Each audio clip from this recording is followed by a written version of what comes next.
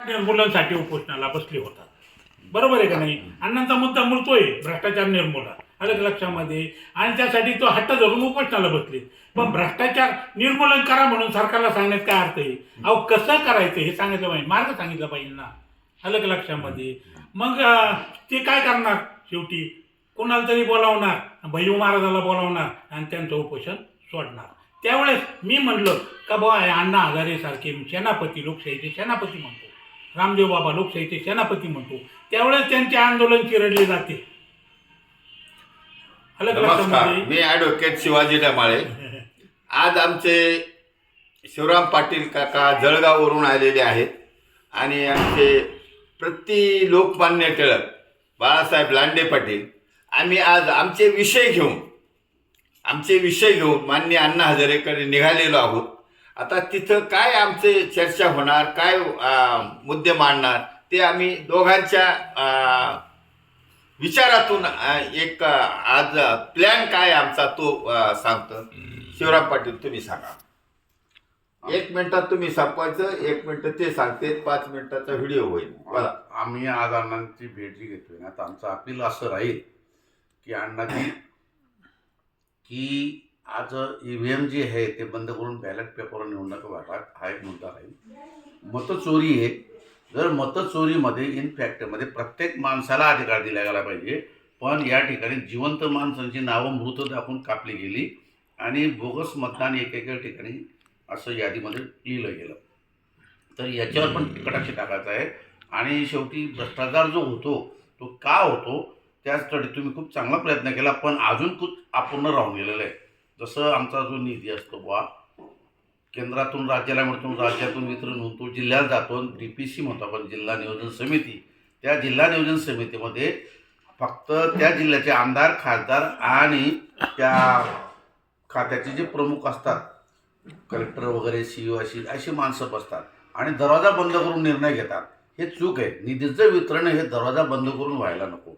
आणि त्या ठिकाणी जसे ग्रामसभेचं अण्णांनी प्रावधान केलं की जरी ग्रामपंचायत कारभार पाहत असली पण निधीचं वितरण ग्रामसभेच्या परवानगीशिवाय केलं जाऊ नये, हे खूप सुंदर काम केलं आहे अण्णांनी.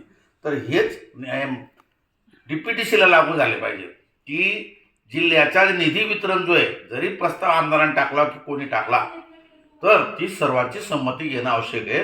म्हणून DPTCला सामान्य नागरिक जो करदाता आहे तो हजर राहणं खूप आवश्यक आहे. आता लांडे पाटील, तुमचं मत काय ते सांगा. कसं ह्या भ्रष्टाचारावर अण्णांच्या आंदोलनात शिवराम आबा जे बोलले, अलग लक्षामध्ये, ते प्राप्त सिस्टीम बद्दल बोललेले आहे. अलग लक्षामध्ये मी म्हणतो ही सिस्टीमच बाद आहे. अलग लक्षामध्ये मी ही सिस्टीम कायदे केल्याने काही फरक पडत नाही. अण्णांनी भरपूर कायदे करून घेतले पण भ्रष्टाचार बंद झाला का? उलट वाढत चालला. जास्त सहभाग झाले, जास्त त्याच्यामध्ये लोक जोडले गेले या माहितीच्या अधिकारांमध्ये. अलग लक्षामध्ये भ्रष्टाचार वाढला गेला. तर हे अण्णा हजारे हे मी म्हणतो हे खरोखर लोकशाहीचे सेनापती, रामदेव बाबा लोकशाहीचे सेनापती. त्यांचं आंदोलन चिरडलं गेलं, त्याच्यानंतर असं आंदोलन होणे नाही.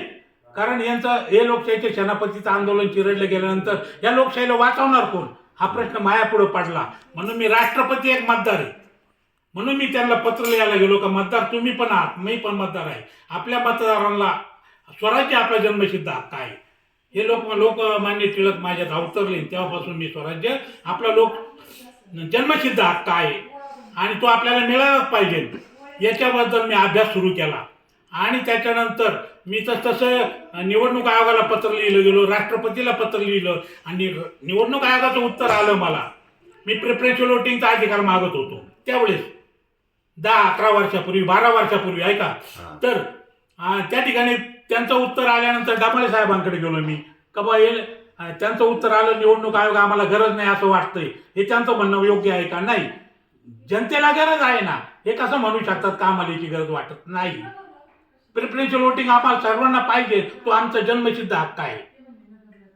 एकच मत याचा आमचा हक्क नाहीये, आम्हाला जन्मसिद्ध हक्क, आम्हाला जेवढे मतं मागायला आली तेवढं आम्हाला मतदान देता आलं पाहिजे. हे मुद्दे, हे 2 महान विभूतीचे मुद्दे घेऊन आम्ही माननीय अण्णा हजारेकडे चाललेलो आहोत आणि त्या ठिकाणी आमचे मुद्दे मांडणार आहोत. आणि हे समाजासाठी आहे. जसं आता लांडे पाटील म्हणले निवडणूक आयोग एकट्यासाठी तो म्हणतो की मला गरज वाटत, तुला गरज नाही त्यापेक्षा जनतेला गरज आहे ते कायदे केले पाहिजे. त्याच्यासाठी लोकशाही असते, जनहितासाठी असते. हे मुद्दे आम्ही घेऊन चाललेलो आहोत. हे आमचं बौद्धिक आंदोलन आहे.